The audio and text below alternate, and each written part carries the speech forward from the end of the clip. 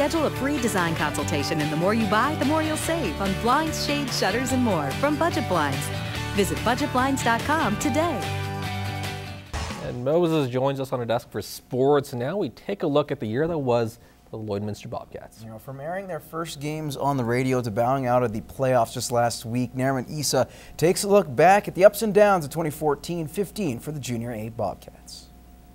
The Bobcat season was already off to a great start before the puck drop in September.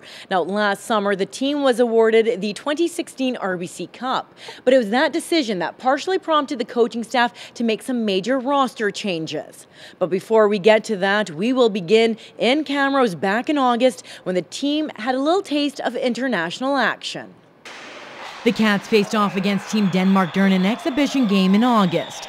But it would be the Danes who would come out on top with a 3-2 overtime win. Here's Coons, shot on goal, tipped in front, Tommy Nixon save, rebound, scores! Lincoln Springer, the Border City bad boy! The Bobcats started off their season with a 4-3 overtime win, but it was that call from Kyle Harris that really stood out. As for the first time in the club's history, they teamed up with Lloyd FM to have their games aired on the radio.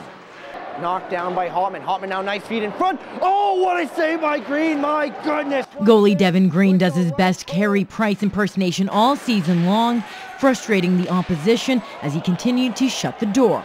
Now, he broke a franchise record after posting his 5th career shutout in late September. The 20-year-old would go on to shatter that, earning 11 shutouts altogether, with 7 this season alone, finishing his career with the Orange and Black as their best netminder to date. It's going to be Kevin Dara in all alone. Dara forehand, score! They were dubbed the American Snipers as Patrick Geary and Kevin Dara lit up the score sheet. Both were late additions to the team, with Dara coming in October and Geary joining in November. But both players finished the season averaging a point per game. Dara will also finish as the team's top point getter.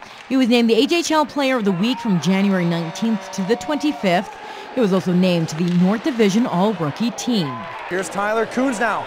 8 goals on the year, 20 points. Dancing on in, right side, he's going to take it in the net. Score! They were the team's leading goal scorers, who also happened to be the defenders of the blue line.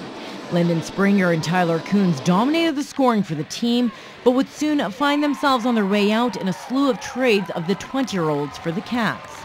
Now, on December 1st, the club sent Eric Therrien and Tyler Coons packing. In January, just before the trade deadline, the team announced a couple more trades.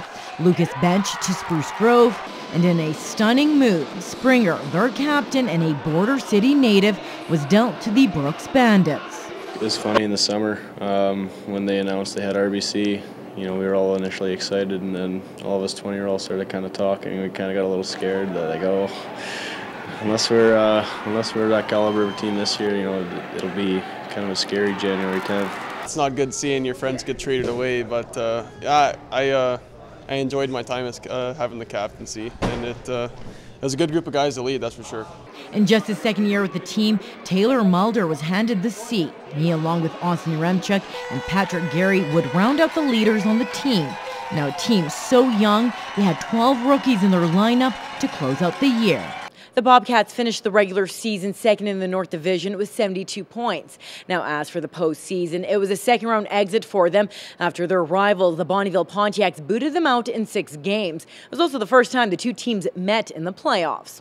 Well, for now, the team is in the off-season as they will look to stack up their roster for the upcoming 2016 RBC Cup.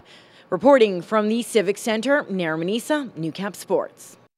Moving on to hockey of a different kind, the Bantam AA Blazers took on the Dawson Creek Canucks in Game 2 of their division finals. With a win, the Blazers could book their ticket to the league's semifinals. Not too bad, and they get off to a pretty good start too. First period, Cody O'Hare collides with Tyson Feast. Blazers take advantage. Caleb Brown on the doorstep makes it 1-0 Blazers. Score now tied at 2 in the second. Brandon Rowley with a shot on net. Eric Cook gets a piece of it to clear it away, but Rowley kicking around, and he's pretty good too, making no mistake the second time. Canucks now take the 3-2 edge. To the third period, Mason McLeod will spring Rowley, and you got to see the wheels on this kid. Just blows by the D-man and goes glove side to score 4-2 Dawson Creek. With 6 minutes left to go in the third, Jaden Gartner to Logan Blythe. He finds the back of the net. Blazers pull within 1. Then with 40 seconds to go, it's going to be Blythe again through traffic, and it squirts through the wickets of the goaltender. Blazers tie it up 4-4, and that's how this game would end. Overtime is non-existent in the league. Game 3 goes tonight at the Service Sports Center, 7 o'clock puck drop. All right, well, there's some buzz about local hockey player Kenny Morrison signing with the Calgary Flames, but it wouldn't be shocking to see some of these young players in a similar boat one day. But for now, the next chapter in their climb the hockey ladder will start this upcoming weekend as they travel to Vegreville for the ATB Alberta Cup selection camp.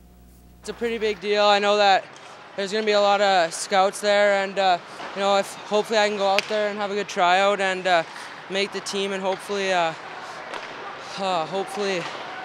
put in a name for myself. There's been a few just guys that I know that have played for the Heat before, and they just say it's a great opportunity, and yeah, I've been wanting to play for this team for a long time now. Over 100 athletes are expected at tryouts this weekend. They'll have 5 skates, all an hour and a half each. So the 15-year-olds are resting up and mentally preparing. As much as you can, don't get lazy, get your sleep, and be ready to go up. I just want to work my hardest every shift and every drill I do. Don't take a drill off, because that's one of the only reasons I'm going to make this team. There's a lot of talented hockey players out there. I just got to go and work my hardest.